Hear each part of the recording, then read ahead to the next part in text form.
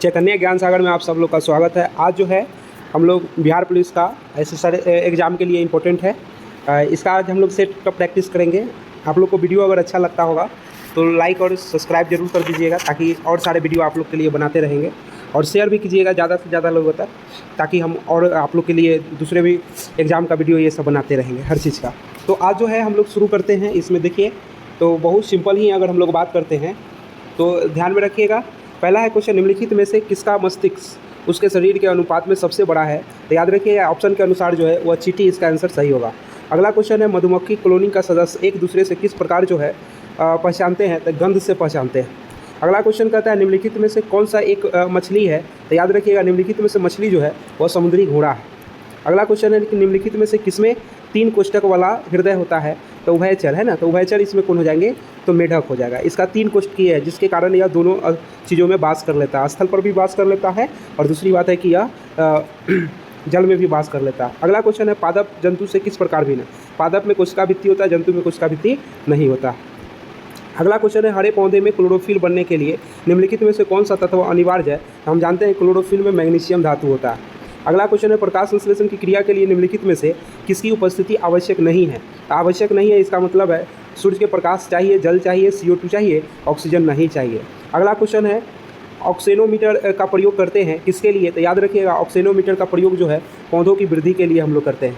अगला क्वेश्चन आपको कहता है, निम्नलिखित में से कौन सा वृद्धि हार्मोन है? तो याद रखिएगा पादप के जो वृद्धि हार्मोन है ये याद रखिएगा साइटोकाइनिन है। अगला क्वेश्चन है कि लंबे समय तक कसरत करने के लिए मुख्य रूप से ऊर्जा का स्रोत कौन है? या ईंधन वही हुआ, तो इसका हो जाएगा कार्बोहाइड्रेट लंबे समय के लिए। कहता है कि इसमें निम्नलिखित को मिलान करना है और नीचे दिए गए सही कूटों का जो है वह हम लोग को क्या आंसर हो जाएंगे, ये याद रखिएगा। इसका जो आंसर हो जाएगा वह बी हो जाएगा। अगला क्वेश्चन आपको कहता है कि भारी जल का रासायनिक फार्मूला कौन होता है? तो DTO होता है, डिट्रियम ऑक्साइड जो होता है इसका फार्मूला होता है। एल्युमिनियम का सबसे महत्वपूर्ण अयस्क कौन है? तो एल्युमिनियम का सबसे महत्वपूर्ण अयस्क बॉक्साइड होगा। अब इसको हम लोग को क्या करना है? मिलाना। बहुत सिंपल है, मिला लेंगे है ना। इसको मिलाने के लिए सुमेलित करना है, सुमेलित कीजिए। तो इसमें अगर हम लोग देखें, पहला ब्लीचिंग पाउडर की अगर बात कीजिएगा तो कैल्शियम क्लोराइड वाला हो जाएगा, ठीक है। आगे देखिएगा, बेकिंग सोडा की अगर हम लोग बात करेंगे तो सोडियम बाइकार्बोनेट हो जाएगा, ठीक है। उसके बाद वॉशिंग पाउडर की अगर बात करेंगे तो यहाँ पर सीधा हो जाएगा सोडियम कार्बोनेट हो जाएगा। प्लास्टर ऑफ कैल्शियम सल्फेट है ना, हेमीटाइट। ये कहने का मतलब है, याद रखिएगा, पहला का 3, दूसरा का 1, पहला का 3, दूसरा का 1, इसका मतलब इसका आंसर हो जाएगा C। अगला क्वेश्चन आप लोग का है, परमाणु के न्यूट्रॉनों की खोज किसने किया था? तो न्यूट्रॉन तो जेम्स चैडविक, याद रखिएगा। कहता है कि सूर्यास्त, इसका आंसर अगर सूर्यास्त लाल क्यों दिखाई देता है? सूर्यास्त के समय सूर्य लाल दिखाई देता है क्योंकि लाल रंगों की प्रकीर्णन जो है वो अधिक होता है, ठीक है। इसका अगर हम लोग आगे चले, कहता है आकाश का रंग नीला दिखाई पड़ता है, क्यों? क्योंकि कहने का मतलब है नीले रंग की प्रकीर्णन सबसे अधिक होता है, नीले रंग का जो प्रकीर्णन है वह सबसे अधिक होता है ना, जिसके वजह से कहने का मतलब ये दिखाई देता है। अगला क्वेश्चन आपको कहता है कि पूर्ण आंतरिक परावर्तन होता है, पूर्ण आंतरिक परावर्तन हो जाता है तो याद रखिए हीरे से जब कांच में जाएगा। अगला क्वेश्चन है, लेंस का शक्ति का मात्रक क्या है? तो याद रखिएगा लेंस की शक्ति का मात्रक क्या है? डायोप्टर होता है। अगला क्वेश्चन है, फ्यूज का कौन से सिद्धांत पर कार्य करता है? सुरक्षा फ्यूज जो है विद्युत ऊष्मीय सिद्धांत पर कार्य करता है, यानी विद्युत धारा का ऊष्मीय प्रभाव के सिद्धांत पर कार्य करता है। प्रासर्वय ध्वनि का आवृत्ति कितना होता है? तो याद रखिएगा 20,000 हर्ट्ज से अधिक होता है। अगला क्वेश्चन आपको कहता है, आग बुझाने वाले संयंत्र में कार्बन डाइऑक्साइड किस अभिक्रिया से पैदा होती है? तो याद रखिएगा इसका जो आंसर हो जाएगा सोडियम कार्बोनेट और तनु सल्फ्यूरिक अम्ल से। अगला क्वेश्चन आपको कहता है, लैक्टिक अम्ल सूची को मिलान करना है कि कौन सा सूची इसमें सही होगा, ठीक है। तो याद रखिएगा इसमें अगर हम लोग सूची मिलाते हैं तो याद रखिएगा इसका जो हो जाएगा, जैसे कहने का मतलब लैक्टिक अम्ल तो दूध हो गया, साइट्रिक अम्ल तो नींबू हो गया, एसिटिक अम्ल तो सिरका हो गया, बिट्रिक तो दुर्गंधित मक्खन हो गया। तो इसका आंसर जो हो जाएंगे याद रखिएगा D सही होगा। अगला क्वेश्चन फिर सूची मिलाना है, ठीक है। तो इसमें देखिए CNG क्या होगा? तो CNG मेथेन और एथेन हो जाएंगे। LPG में ब्यूटेन और प्रोपेन होता है। कोल गैस की अगर बात कीजिएगा, ठीक है, अगर हम लोग कोल गैस की अगर बात करते हैं इसमें तो याद रखिएगा कोल गैस की अगर बात करेंगे तो ये हो जाएगा 4 नंबर, ठीक है, और ये हो जाएगा 1 नंबर। इसका मतलब है कि इसका जो आंसर 24 का हो जाएगा, 24 का जो आंसर होगा C हो जाएगा, ठीक है। अगला क्वेश्चन है, देखिए 25 नंबर, गेहूं की खेती के लिए कौन सा उर्वरक जो है उपयोगी होता है? तो गेहूं की खेती के लिए याद रखेंगे नाइट्रोजन। अगला क्वेश्चन देखिए, अगला क्वेश्चन आपको 26 नंबर है, कहता है राज्य में निम्नलिखित राज्यों में से दो भाइयों हरिहर और बुक्का ने किसकी स्थापना किया था? तो हम लोग जानते हैं विजयनगर साम्राज्य की। किस संत अद्वैतवाद का प्रतिपादन किया था? तो इसका जो आंसर हो जाएगा याद रखिएगा शंकराचार्य। अगला क्वेश्चन है, निम्नलिखित में से कौन सी कोलकाता का संस्थापक था? तो जॉर्ज चारनॉक, है ना, यही संस्थापक थे कोलकाता के। अगला अगर हम लोग बात करते हैं इसमें क्वेश्चन देखिए, अगला क्वेश्चन है, कहता है इलाहाबाद की संधि, यह मिलान करना है 65, ठीक है ना। मंगलौर की संधि अगर देखिएगा, मंगलौर की अगर संधि हम लोग देखेंगे तो याद रखिएगा 84, ठीक है। सलवाई की संधि 82 और मद्रास की संधि, इसका आंसर हो जाएगा सी। अगला क्वेश्चन आपको कहता है कि निम्नलिखित में इसको भी सुमेलित करना है। देखिए कहता है कि अस्थाई बंदोबस्त सही है, रैयतवाड़ी ये भी सही है, थॉमस मुनरो, मालवाड़ी मैकेंजी, इसका मतलब इसका डी आंसर सही होगा, सब सही है। कहता है कि निम्नलिखित में से कौन सुमेलित नहीं है? मुपला विद्रोह केरल में, ये सही है। उसके बाद कुका विद्रोह पंजाब में, सही है। कुली विद्रोह सही है। चुआर विद्रोह ये हुआ था मद्रास में नहीं, पश्चिम बंगाल में हुआ था, याद रखिए पश्चिम बंगाल में। तो इसका मतलब है कि ये आपका आंसर सही हो जाएगा। अगला क्वेश्चन है, सत्यशोधक समाज की स्थापना किसने किया था? तो ज्योतिबा राव फुले ने सत्यशोधक समाज की स्थापना किया। अगला क्वेश्चन है, समाचार दर्पण, है ना, ये मिलान करना है किसका कौन है? तो इसका तो राजा राम मोहन राय के मिलातुल अखबार हो जाएगा। केसरी बीजी तिलक हो गया, है ना, यंग इंडिया महात्मा गांधी हो गया, एगो बच गया से मिला दीजिए। 33 का जो आंसर हो जाएंगे याद रखिएगा डी इसका सही होगा। अगला क्वेश्चन है, भारतीय राष्ट्रीय कांग्रेस के किस अधिवेशन में बाल गंगाधर तिलक ने अभिव्यक्त किया कि स्वराज मेरा जन्मसिद्ध अधिकार है, मैं उसे लेकर रहूँगा? तो ये बहुत फेमस नारा है, याद रखिएगा, लखनऊ अधिवेशन 1916 में। कहता है निम्नलिखित कालक्रम को सजाना है कि कौन व्यवस्थित होगा, याद रखिएगा। तो इसमें कहने का मतलब AB 18 में हुआ था और AB 18 में हुआ था, है ना। इसको अगर देखिएगा, अगर हम लोग इसको देखें तो याद रखिएगा AB 18 हो गया। रॉलेट एक्ट अगर हम लोग देखें 17 में हो गया, तो ये हो जाएगा लास्ट में 3 होगा, है ना, तो लास्ट में 3 सी वाला में यही होगा। ऐसे देखिएगा तो कहने का मतलब है, एक बार और देख लेते हैं। पहला जो हो जाएगा 4, ठीक है, दूसरा 2 1, ठीक है, और लास्ट में 3। अगला क्वेश्चन जो है आपको बता देते, किस अधिनियम से प्रांत में द्वैत शासन व्यवस्था स्थापित हुआ? 1919 का भारत सरकार अधिनियम के तहत जो है स्थापित हुआ। अगला क्वेश्चन है, निम्नलिखित कूट का प्रयोग करते हुए निम्न आंदोलन तिथि का क्रमानुसार स्थान रखे, यानी कौन सा आंदोलन पहले हुआ? तो याद रखिएगा सबसे पहले खिलाफत हो गया था, उसके बाद देखेंगे तो असहयोग हो गया था, सविनय अवज्ञा हुआ था, उसके बाद देखेंगे तो भारत छोड़ो अधिनियम होगा। तो 37 का अगर हम लोग आंसर की बात करेंगे तो इसका जो हो जाएगा सी सही होगा। अगला देखिए, निम्नलिखित नेताओं में से किस भारत छोड़ो आंदोलन के दौरान जेल से फरार हो गए थे, यानी भाग गए थे, याद रखिएगा। तो ये जयप्रकाश नारायण थे, बाकी को, है ना, याद रखिएगा। अगला कहता है कि हाथी गुफा, हजारीबाग हाथी गुफा अभिलेख किस शासक के समय जो है जानकारी मिलती है? किसके हाथी गुफा अभिलेख था? खारवेल, है ना, ये प्रतापी राजा था कलिंग का। आगे अगर हम लोग देखें तो इसमें मिलान करना है, ठीक है ना। हड़प्पा कौन सी नदी के किनारे? तो रावी नदी। लोथल तो भोगवा नदी। कालीबंगा घग्गर नदी। रोपर सतलज नदी। तो इस 40 का जो आंसर हो जाएगा याद रखिएगा 40 का आंसर हो जाएगा ए। अगला क्वेश्चन देखिए, कहता है कि वैदिक नदी कुंभा का स्थान कहाँ है? कुंभा को ही काबुल नदी कहते हैं, और काबुल आ गया तो इसका मतलब होगा अफगानिस्तान।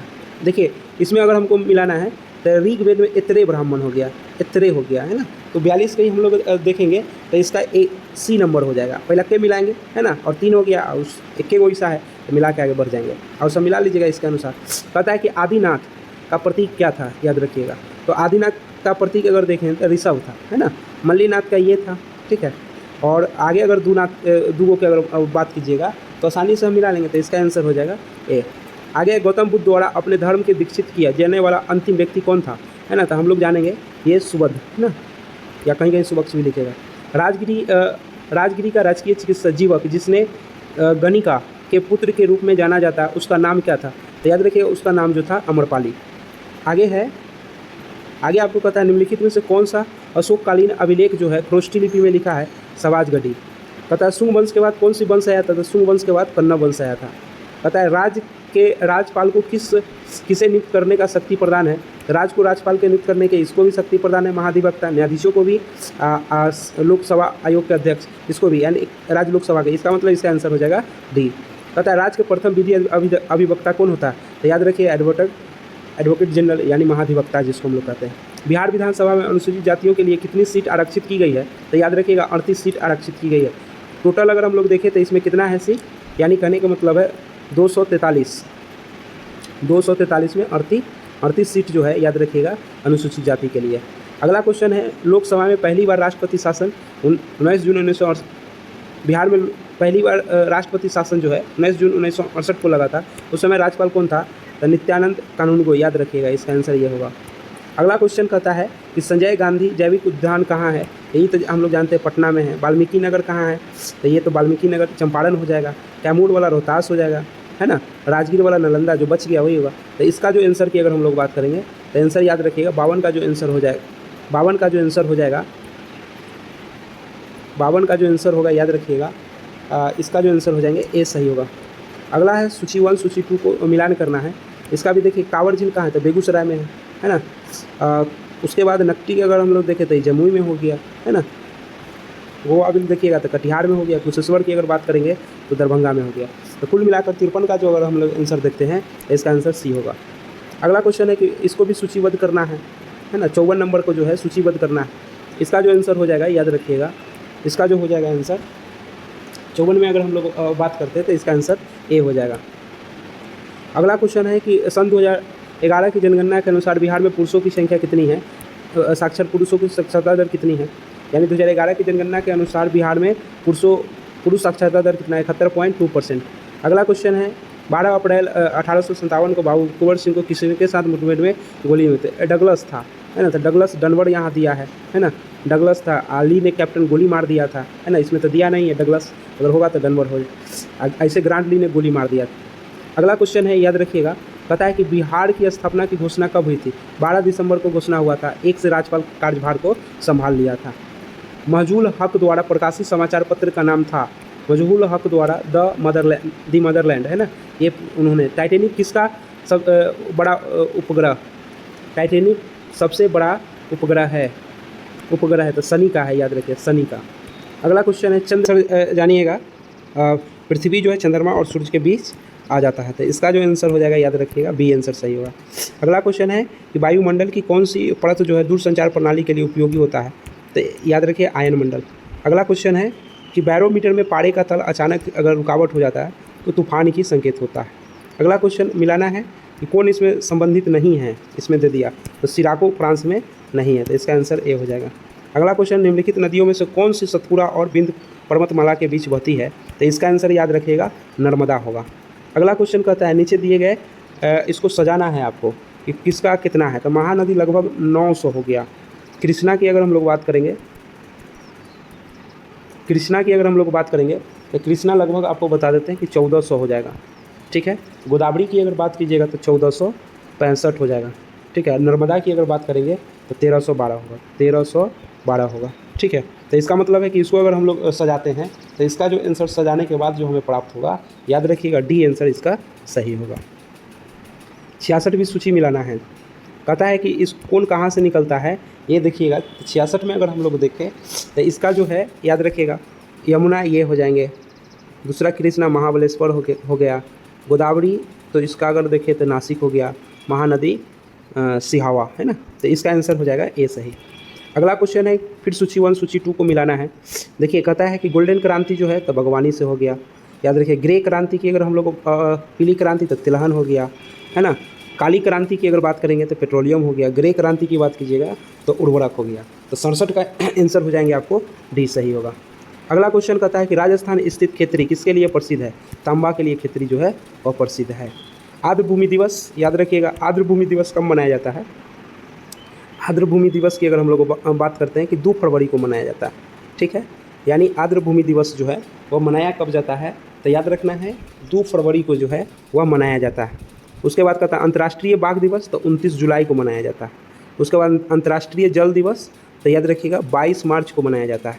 अब बच गया अंतर्राष्ट्रीय पृथ्वी दिवस तो 22 अप्रैल को मनाया जाता है। इसका आंसर जो हो जाएंगे याद रखिएगा बी सही होगा। अगला क्वेश्चन की अगर हम लोग बात करते हैं 70 नंबर क्या कहता है कि भारत में अंतर्राष्ट्रीय पंचायती राज दिवस कब मनाया जाता है? तो याद रखिएगा 24, है ना। भारत में राष्ट्रीय पंचायती राज दिवस कब मनाया जाता है? तो 24 अप्रैल को मनाया जाता है। पता है कि संयुक्त राज्य राष्ट्र विकास कार्यक्रम UNDP का मुख्यालय कहाँ स्थित है? तो UNDP का मुख्यालय याद रखिएगा न्यूयॉर्क में। अगला क्वेश्चन है, भारत का पहला ग्रीन डाटा सेंटर कहाँ स्थापित किया गया था? तो इसका आंसर गाजियाबाद के उत्तर प्रदेश में स्थापित किया गया था। कहता है hypersonic submarine launch ballistic missile जो है जिसको SLBM किस संगठन द्वारा विकसित की गई है? तो याद रखिएगा DRDO के द्वारा विकसित किया। सतत विकास लक्ष्य जिसको कहते हैं SDG है ना, सूचकांक में 2025 में भारत का कौन सा स्थान है? तो याद रखिएगा 99वां स्थान है। कहता है कि अंबुबाची उत्सव जो है वह कहाँ मनाया गया था? असम, याद रखिएगा। अगला है भासिनी जगह, यानी और भागफल 18 दिले हैं, 18 गुने 24 हो जाएगा, और गुना कराइएगा तो 432 हो जाएगा। शेषफल कितना है? तो शेषफल कहता है कि इसका 8 गुना है, तो भाग करा दीजिएगा है ना। तो 432 में 8 से भाग कीजिएगा तो कट के आएगा 54 है ना। तो भाज्य कहता है, तो भाज्य बराबर क्या होता है?